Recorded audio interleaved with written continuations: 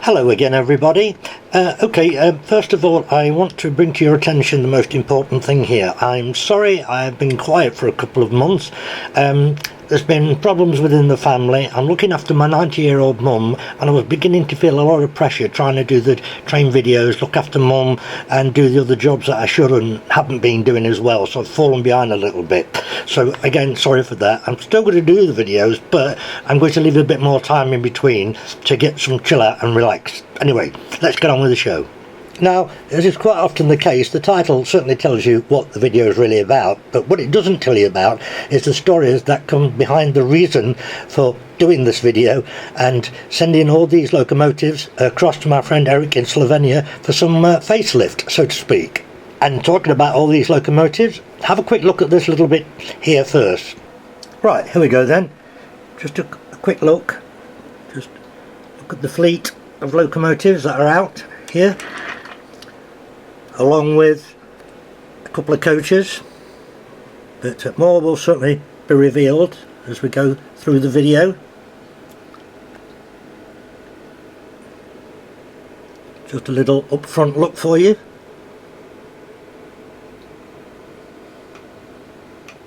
That's it. So let's talk about the reasons, the whys and the wherefores. Here then is my Nelly, not very good condition but nothing broken. Coming up here we've got Connie. Now she has chip out the roof a little bit and she's not in very good condition. And lastly here comes Polly, again nothing broken but not in the best of condition. And here we go with the new look Nelly. Brilliant. Okay, I'll explain to you what Erik's done. First of all, I can tell you now he hasn't resprayed the blue. He cleans the bodies in his own way. I'm not sure what chemicals he uses, but he cleans the bodies thoroughly. And what he's done is resprayed all the black for me. As you can see, look, beautiful job on the roof and the back here. And of course, on the other side, you know, black on the steps, etc. And he's fitted the new stickers which I supplied him with, which you can get on eBay from Lawrence. So I supplied him with them. He's redone all the lines. Look, I believe he's done these by hand. I think I'm right in saying that. And the thing is with Nelly, Connie and Polly, they're not expensive, and if you buy them which are a little rough, provided there's nothing seriously broken, then that's fine, because you can get them sorted like this with Erik. So there she is, a lovely looking Nelly. And next up, there's the new look Connie. Now I will point out there's a bit of a dark patch just there. I did say to him not to bother respraying the yellow, but he's put the new stickers on. He's redone all the black and he's redone the linings, and there is a chip out of the roof on this one just here. I'm not sure if you can actually see it on the camera, but I did say to him I'm quite happy to live with that. They're not a terribly expensive item. But there's the second one, there's Connie, and then third up, there's Polly, and she looks a lot better as well. Again, he's cleaned it, he's not resprayed the red, but he's put the badges on, he's done all the lining and the number, and all the black's been resprayed. So yeah, fantastic. So there you are, that's the first three that Erik's brought back to life and given a facelift to for me. Let's move on. Now guys, you can see here a pretty bland looking thing, which is a Triang locomotive. This was done in, I believe, in clockwork and electric. This is an electric one, and it was called a top tank. It was used in starter sets, hence the cheapness and the blandness about it. But I've always thought it could be made to look better, so I did send this to Erik and basically left him with a free hand to do whatever he wants with it. I requested the lion crests on the sides and put whatever number you want on it, and yeah, this is what he's done. He's made a sterling job of it. I'll talk you through. First of all, obviously it's kept it black, but what he's done, because it was shiny, he's given it a proper coat of matte black or eggshell black, and it looks so much better like this. Obviously he's put the requested lions on the side for me, and he's chosen the number 56. He's also sprayed the front buffers red like that, and on the back same, and it's just made it a lovely looking little locomotive. I'm sure you will all agree. I've also changed the chassis, because you probably noticed in that picture it had a chassis which had a silver wheel. One axle had silver wheels on, and I put a different chassis in, and these are the low profile flanges and the see-through spokes, which means this will run on modern track. And yeah, it's made a beautiful looking little loco. Can't fault that one. Next up then, guys, we have Triang's R56, the WAB Baltic. Now, as many of you collectors and Triang enthusiasts out there will know, the maroon one is really quite sought after. You don't see it very often, and it does fetch quite good money. Now, I wanted one a few years ago. I'd already got the black one, which is made from the acetate plastic. I think that's the correct term. They tend to warp a little bit, but mine's good. It's got a couple of little warps in it, but it's very, very acceptable. But of course I didn't have the maroon one, and like you do, you keep checking eBay every day, blah blah blah, until you find something. And one day one came on. Now, it didn't say it was a maroon one, and the picture was so dark you couldn't actually tell that it was really a maroon one, but some little bits did stand out. And one thing I noticed was that it had the Mark III D type couplings with the metal cowcatcher at the front. I could just about make that out. Now, to the best of my knowledge, I don't think the black one was ever done with the Mark III coupling. I think it all had the Mark II B coupling on them. I'm fairly sure that's right. And with that in mind, I emailed the seller and said, look, is this a maroon one? Because I can't tell from your photo. He emailed me back and said, yes, it is. So I thought, right, I'm going to go for it. Obviously, it was a bit of a chance, because a bit of a gamble. I wasn't sure what condition it was going to really be in, but I went for it, and I got it, I think, for £57, including the shipping. Well, so those of you out there know, £57 for a maroon WAB Baltic is a great price. It's literally Asda price, as we say here in the UK. Yeah, when I got it, and as you can see in the photo, it's got splodges and marks all over it. The photo you're looking at now, actually, is the best side. The other side is even worse. It's just got a lot of white patches everywhere. I tried everything known to man to try and clean it, and whatever I did didn't work. It would not come off. There were kind of glue stains, or I'd just never seen anything like it before. So, you know, for 57 quid, I thought, well, I can live with it, and at a later date, do something with it. And of course, having met Erik some years later, this was a perfect opportunity to get it put right, and hell's bells, he did, and this was the outcome. Now, it goes without saying, everybody, he's obviously completely stripped the body. By the way, I did only send him the bodies. I didn't send all the heavy stuff. There was no point in doing that. So obviously he completely stripped the body, cleaned it all, and resprayed it completely. Now, I realise that with it being resprayed, it's devalued it somewhat, because it's not original anymore. But at the end of the day, I've got a beautiful Maroon Baltic, which cost me £57, and some payment to Erik for doing the job for me. And it still worked out cheaper than finding another one. In fact, I think I've only ever seen one since, and that was around about 200 quid. So yeah, fine. So yeah, he's done the black. He's obviously done the maroon.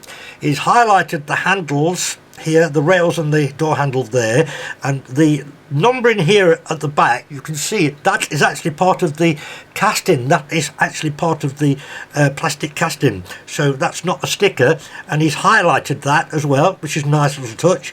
He's cleaned the little brass valves and whistles, which I normally do on these type of locomotives from Triang anyway. The Triang Railways stickers here, they are available on eBay, and I bought some and sent those out to him, and he got them the day just after he'd finished it, so it was just good timing to be able to do it. But it's made it a beautiful looking loco. He's just made a superb job of it, look, and you know, what can I say? I've now got a beautiful Triang Maroon WAB Baltic, and I'm absolutely in love with her. There we go. Alright, I'll show you something else. Next up, we have a Triang switcher, a very popular and quite a common range of locomotives that they did. They did this in lots of different liveries and lots of different names, blah blah blah. This particular one that you're seeing on the photo now is their rendition of the RS1 switcher in the Australian maroon livery, Victorian Railways. It's not in terribly bad condition. You're actually seeing the better side of it at the moment. The other side is slightly worse. It wasn't terribly bad, but it needed a little bit of attention. Things like the yellow lines and bits and bobs of the actual yellow lines and touch up. Also, you'll note that the one in the picture does not have front and back handrails and side handrails either, and I'm telling you that for a reason. But yeah, I sent that as one of the bodies for him to give it a bit of a facelift, and yes he did, and here we have it. And after its return, here it is. Now I will tell you something, guys. Again, he has not resprayed the red of this, but for some reason or other, when Erik cleans them, the bodies, before he works on them, he gets them fantastic. I do not know what he's using to clean them, but it just brings them back like new. I mean, I cannot tell you how gorgeous they just look great. The 3 is slightly more there. I don't think he bothered with that. I don't think it's that bad, but I know he's redone some of the lining for me on both sides, right there as well, because there was some bad bits on it. Like I say, on the photo you saw, he wasn't looking at this side. The number's perfect there, and I know it was quite bad on the fronting parts, sorry, and I know he's done that bit there for me, and he's highlighted the handles a little bit, and he's also highlighted the windows here, and the same at the back. That's all been done properly now as well. So yeah, we didn't need a lot doing to her, but what bit he has done, by hand again I would imagine, has brought her out looking virtually like new. Also, I sent him this one, again just the body, because this again is another switcher from Triang, and again it's as I say, Australian, and this time it's the Victorian Railways, and you can see here on the front, that's the VR there on the front, and some of the whiskers were quite bad on it.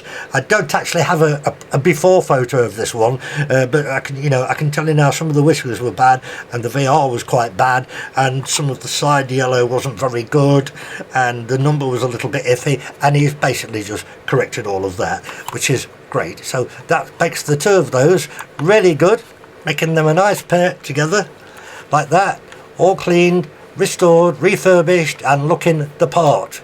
Brilliant! More to come.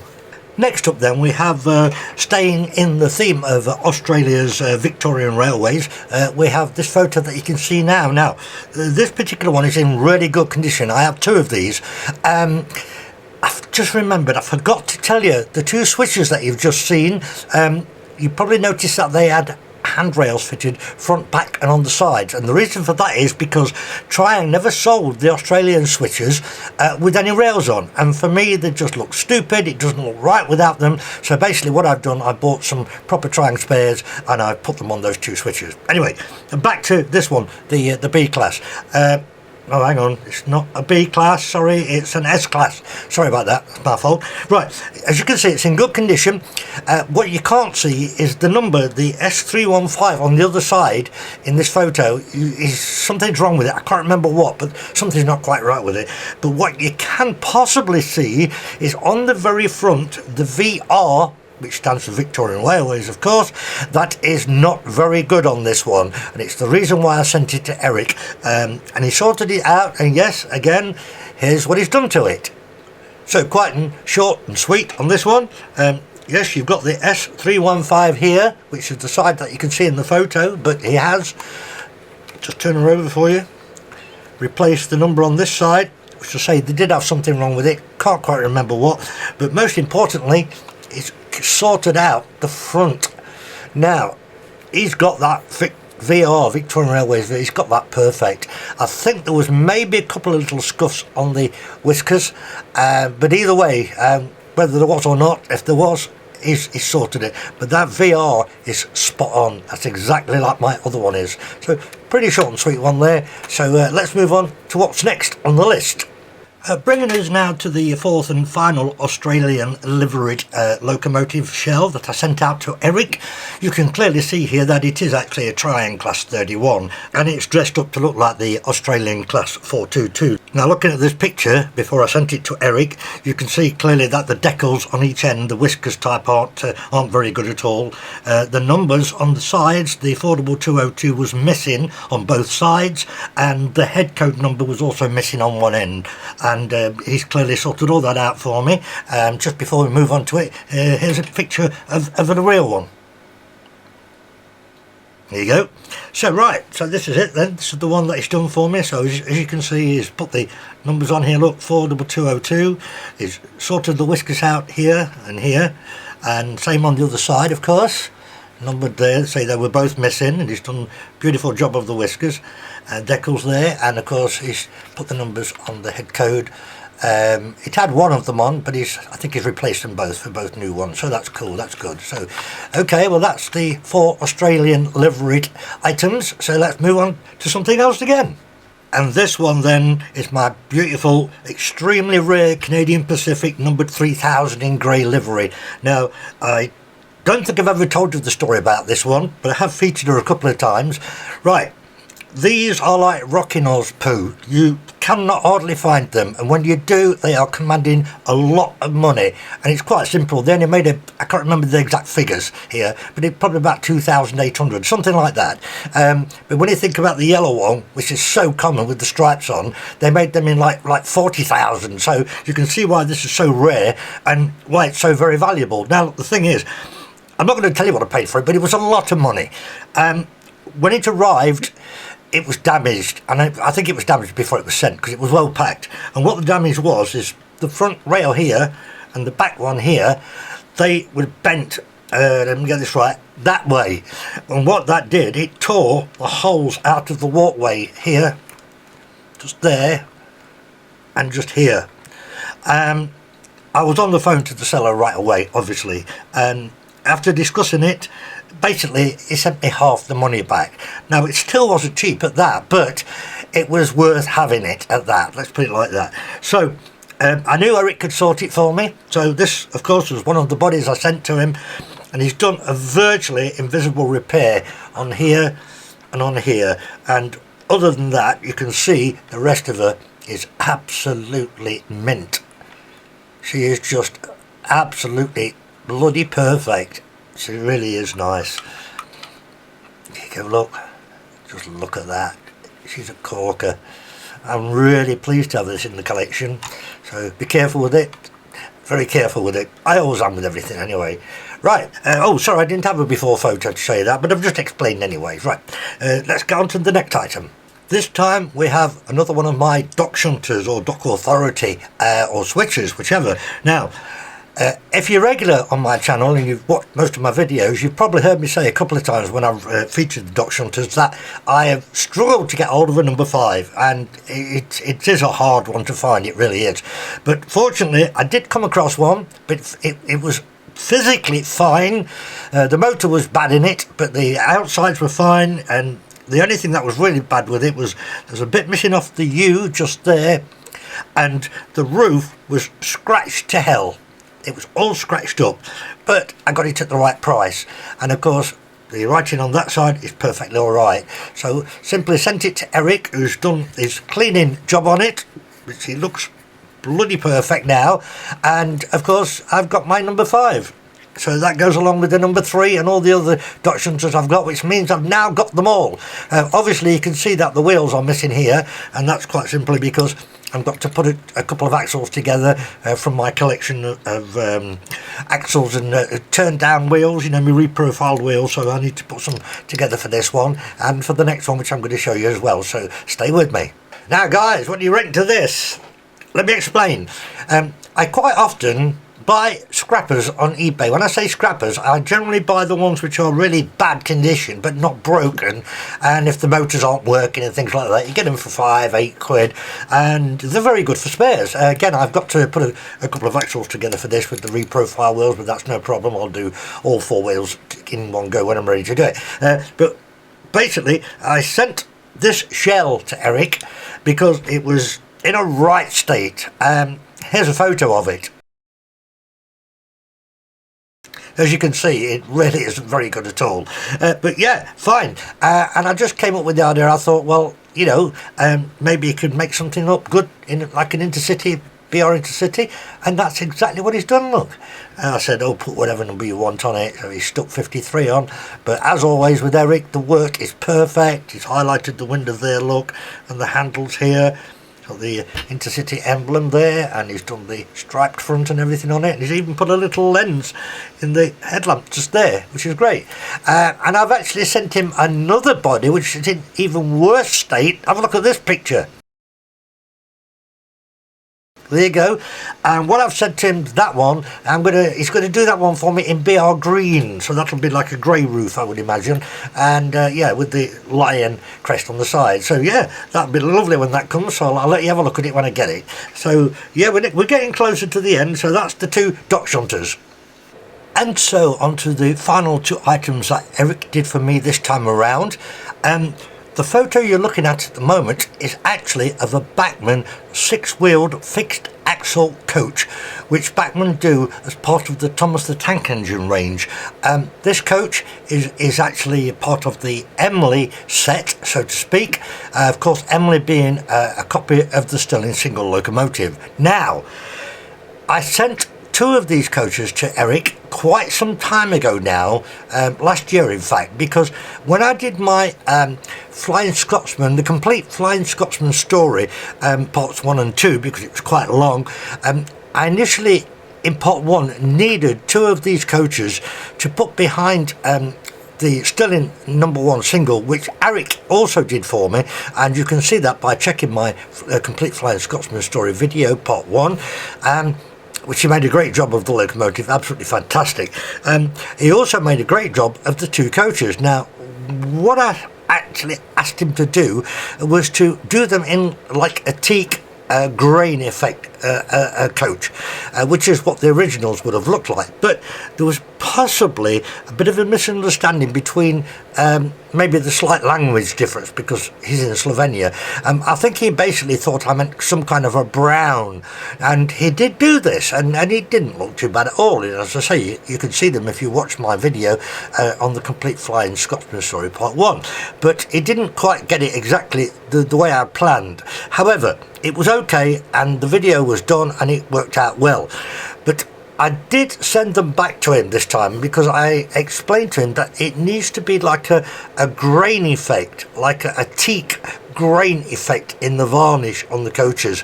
And I also sent him a couple of topics on how you can do this, and he's done it. And he's made an amazing job of them. And I've got to show you these, guys. I have to show you these. Just look at this, look.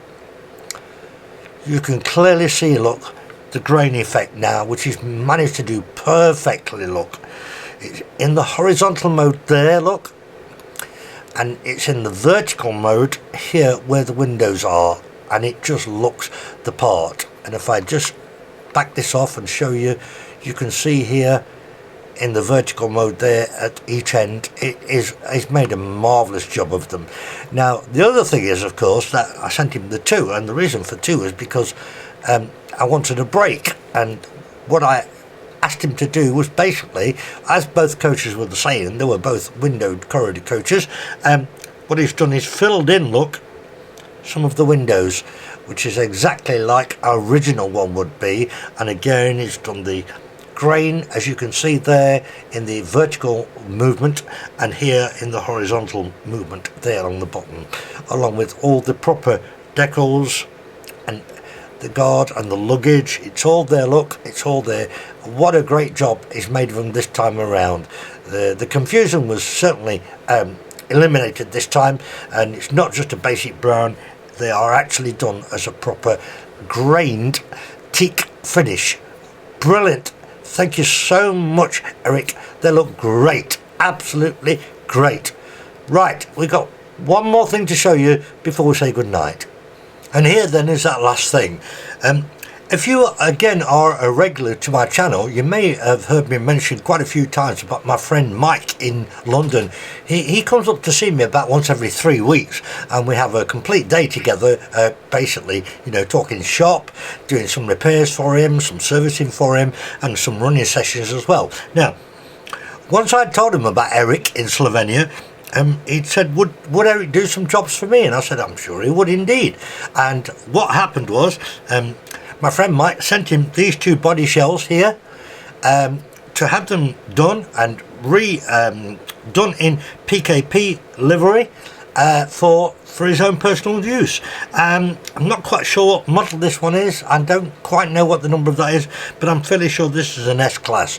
And as you can see, Erik has made an amazing job at redoing them. I mean, just look, they are perfect. They are as good as, if not better than, if they'd come from the original manufacturer like this. Just look at the detail here, and here, look. Just look how good these are. I mean, come on. Here is the roof.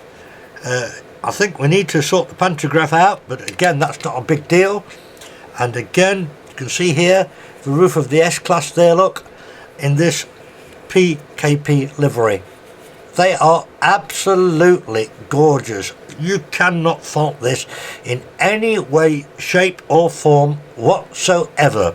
Erik is perfect at the things he does, and I know Mike is extremely pleased from the photos he saw of these, although he's not actually got them yet, but he's due to come up in about a week's time to Nottingham to see me, and I'm sure he's looking forward to that. So guys, anything you want doing out of the ordinary, you need to talk to Erik in Slovenia. Of course, I'll put all his contact details in the descriptions box, as always I do. And guys, he's your man. He really is your man to do something different that you want doing. Now look, I hope you've enjoyed the video. Again, I apologise, it's been a couple of months. I've had these problems I had to deal with at home, and I will still keep doing the videos, like I said, I promise you that, but there will be a little less frequent coming, that's all. Yeah, I don't really know what else to say. I think, again, I always try to offer you something different, and I can't imagine that anybody's actually ever done a video like this before, showing so many items that have been refurbished and, you know, had a facelift, blah blah blah. So again, hopefully it is a little bit different. Yes, I still have a million ideas to put to you. Yes, I'm going to continue with the box set at some point in time. I've just got so much I can do, but you will have to please bear with me. So with all of that, it's good night from me. I'd like to say good night from Erik and from my friend Mike as well, because I know we're all friends and we're all interested in, you know, achieving the things we do. So God bless you all. Please take care of each other and yourselves, and I will see you again on the next video as soon as I can. See you everyone. Bye bye.